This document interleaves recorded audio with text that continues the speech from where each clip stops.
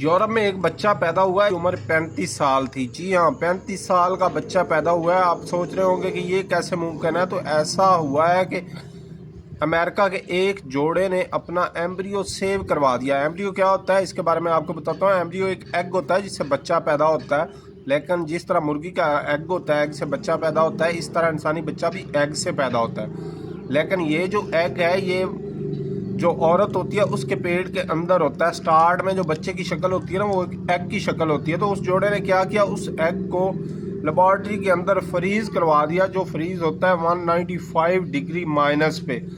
और वो nitrogen liquid में फ्रीज होता है, उसमें कुछ और केमिकल डाल के उन्होंने फ्रीज करवा दिया। और अभी 2024 के एंड में उन्होंने उस बच्चे को दोबारा इंजेक्ट करवा लिया अपने पेट के अंदर, उस औरत ने।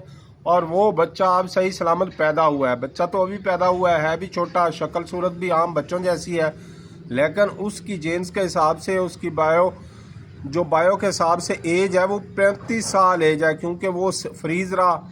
तो उसके बाद अब वो सही सलामत पैदा हो गया है। देखें दुनिया कहाँ से कहाँ पहुँच गई है। ये क़यामत की निशानियाँ हैं या ये सही है, ये गुनाह है या साइंस की तरक्की है। इसके बारे में आप क्या राय रखते हैं, कमेंट में ज़रूर बताइएगा।